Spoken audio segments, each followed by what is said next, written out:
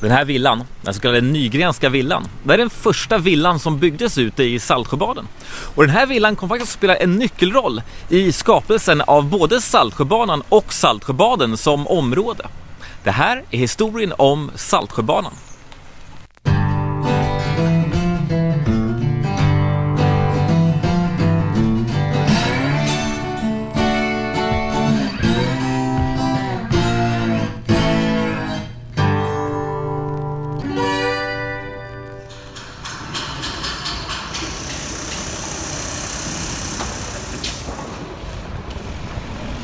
Ja, så här ser det faktiskt ut vid Slussen just nu.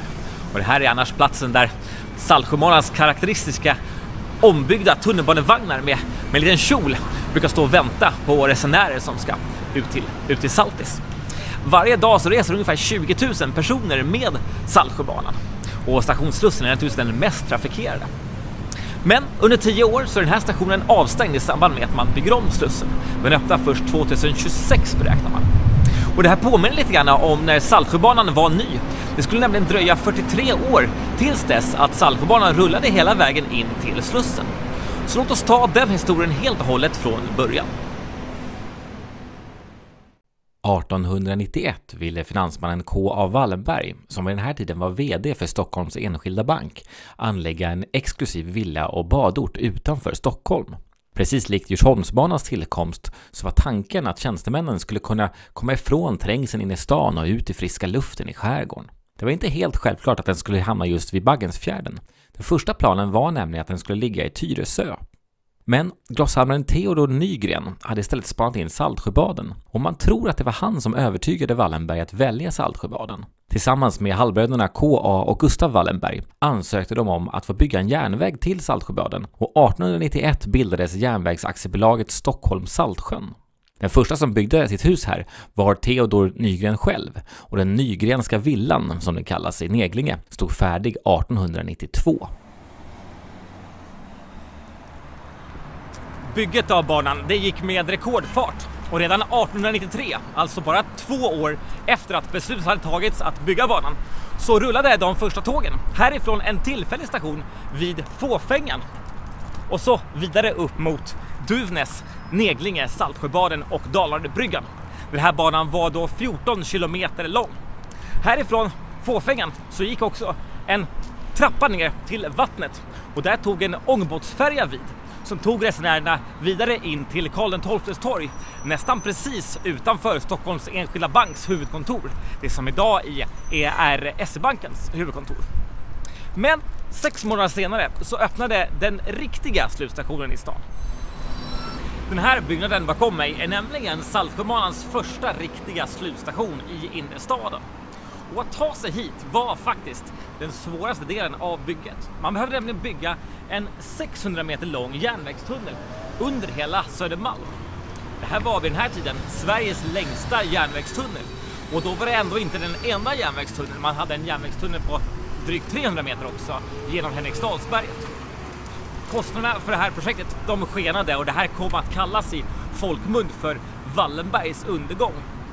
Men stationen öppnade, och färjetrafiken in till Kungsträdgården flyttade också till Stadsgården. Resan in till Kungsträdgården tog 6 minuter. När tunneln var klar så växte antalet stationer snabbt. Redan 1894 öppnade ytterligare 5 stationer längs linjen, när stationerna i Henriksdal, Sickla, Nacka, Saltsjöjärla och Lännerstadsund öppnade, och året därpå även stationen vid Ringvägen. 1902 flyttade stationen i Lännerstadsund något och bytte namn till Östervik. 1904 öppnade stationerna i Storängen och Fisksätra, och 2 år senare stänger den första slutstationen vid Fåfängan. Saltsjöbanan den elektrifierades 1913. Och tidigare så drevs den på kol av lokomotiv, och då hade man en brygga här nere vid Pålnäsviken där man tog emot kolet och sen transporterade det upp till depån vid Neglinge här strax ovanför.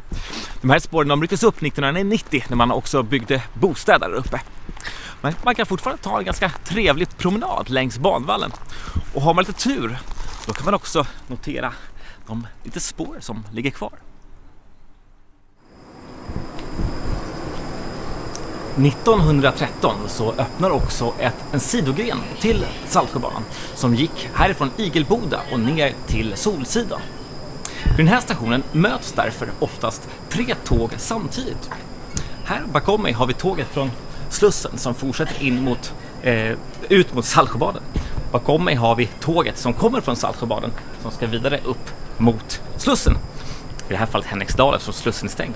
Och här har vi det lilla tåget som kommer fortsätta ner till Solsidan. Det här tåget har bara 2 vagnar. Stationshuset då? Ja, tidigare var det en konstateljé. Men så brann det huset och nu vill SL riva det här huset. Medan kommunen säger nej. Ett lite tråkigt öde för ett sånt vackert hus tycker jag. När vi ändå nämner stationshusen så sticker faktiskt Saltsjöbanan ut positivt bland lokalbanorna i Stockholm just på grund av sina storslagna, ofta vackra stationshus. Ett av de vackraste kanske här på Solsidan, men även huset i Saltsjö-Duvnäs framförallt, men även Storängen och Igelboda och Nacka har vackra stationshus. Här vid stationen på Solsidan och även det som ligger i Duvnäs och även Saltsjöbaden, där kan man få sig en bit mat också om man vill.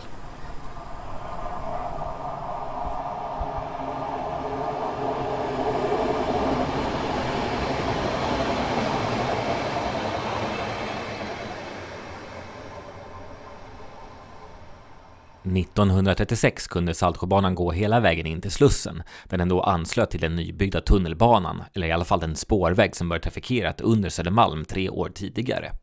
Det här gjorde också att den tidigare slutstationen vid Stadsgården stängdes. Godsexpeditionen fortsatte att användas ett tag till och SJ tog sedan över lokalen. Trapporna stängdes av på 70-talet och 1989 flyttade Stockholms Stadsmission in och lokalen började bitvis att förfalla. Verksamheten upphörde 2008 och bommades igen, men kom efter det ändå att användas som sovplats av många missbrukare. 2018 började lokalerna totalsaneras och den gamla stationen och trappan beräknas öppna igen 2023 för någon typ av publik användning. 1937 öppnar stationen i Lillängen och efter kriget 1945 öppnar stationen i Erstaviksbadet. 1947 stänger den första slutstationen Dalaröbryggan och Saltsjöbanan får nu den sträckning vi känner till idag. 1977 så öppnar det sista tillskottet till Saltsjöbanan, nämligen station Tippen där jag är nu. Den här byggdes i samband med att man byggde Saltsjöbadens centrum som ligger bara här uppför backen. Varför valde man namnet Tippen då istället för Saltsjöbadens centrum som kanske hade varit det naturliga valet? Jo, det låg en soptipp här för drygt 40 år sedan. Hade det här varit Solna, då hade den här stationen hetat Saltsjöbadens centrum eller till och med kanske Saltsjöbaden Mall of Saltsjöbaden eller Saltsjöbaden Business Park eller något liknande. Och det här tycker jag vittnar om en viss form av excentrism hos Nackaborna eller Saltsjöbadenborna, att man väljer ett namn som Tippen för att stoltsera över den historiska soptippen som stängde för nästan 50 år sedan. Även om Saltsjöbanan bitvis har varit nedläggningshotad så har det också funnits tider då det har varit en riktigt lönsam affär. Banan har nämligen varit kantad av industrier, närmast bekant kanske Atlas Copcos fabriker vid Sickla. Atlas Copco byggde för övrigt det första lokomotivet till Saltsjöbanan. Där fanns även ett oljelager för Esso som hade sitt eget stickspår. Och här vid Järla så fanns en gästfabrik med ett eget stickspår. Vi hade även ett stickspår ner till De La Valls ångturbinfabriker. Fabriken kan för övrigt fortfarande skymtas borta under bron här. Men 50- och 60-talet kom, bilismen ökade, passagerarantalet på Saltsjöbanan sjönk dramatiskt då. Vagnparken var gammal så man behövde spara. Och vad man gjorde då, det var att man tog vara på de tåg till tunnelbanan som SL hade beställt i överskott. Och så byggde man om dem till nya tåg. Därför också som tågen har en liten kjol längst ner eftersom spåren var bredare eller perrongerna var smalare på Saltsjöbanan. Och man tog också bort ett dörrpar i mitten för att få plats med fler passagerare. Finns det några som känner igen den här bilden? Jag tror faktiskt många associerar den här bilden med Saltsjöbaden-olyckan från 2013. En ganska makaber händelse där ett tåg som stod parkerat i Neglindepån mitt i natten sätts igång och börjar rulla förbi Ringvägens station och sen skenar i 80 km i timmen hit ner till Saltsjöbadens station och krossar den här barriären här bakom och sen störtar in i huset. Ingen befann sig i huset just då och ingen omkom i den här olyckan. Men en städerska befann sig på tåget. Hon hade stängt en dörr som var kopplad till någon igångsättningsfunktion som gjorde att tåget sattes igång och började rulla.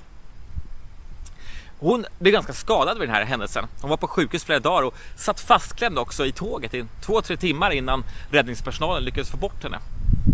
Det här blev världsnyhet, inte på grund av att ett tåg hade kraschat in i ett hus mitt i vintern, vilket för all del var en makaber syn, men också för att tågbolaget från början anklagade henne för att hon hade försökt att stjäla tåget, eller åtminstone kapa tåget eller något liknande. Det här borde nästan kunna ha uteslutits från början. Saltsjöbanan är helt frikopplad från övrig spårtrafik i Sverige. Och det längsta du kan komma är väl möjligtvis då Slussen. Och Slussen är nog inte den bästa plats att gömma ett kapat tåg på. Förutom att den här kvinnan då blev skadad så idag är det ganska rolig berättelse att kunna skratta åt.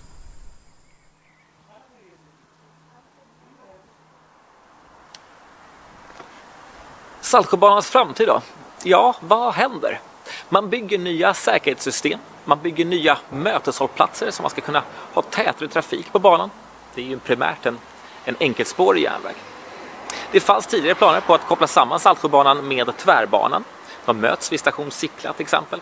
De planerna är nu grusade. Tunnelbanan kommer komma till både Sickla och Järla. Så vad innebär då egentligen det här för Saltsjöbanan? Tidigare har det varit så att när tunnelbanan kommer till ett område så har det oftast inneburit ett hot mot de lokala banorna. Ta exempel Roslagsbanan eller Lidingöbanan. Kommer tunnelbanans ankomst till Nacka bli dödsstöten för Saltsjöbanan? Svår fråga. Jag fick förmånen att träffa en lokalpolitiker i Nacka för att prata om just de här frågorna.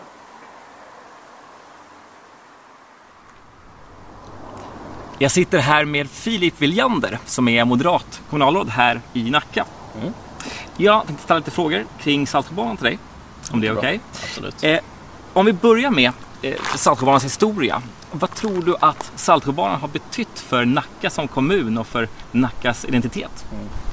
Nej, men väldigt stora delar av Nacka hade ju inte funnits utan Saltsjöbanan. Om man tittar när man drog ut Saltsjöbanan 1890 ungefär då, så växer det ju fram många mindre villasamhällen längst med banan. Och det ser man ju dels här i Storängen där vi sitter just nu, men sen Lillängen ute i Saltsjöbaden och Solsidan.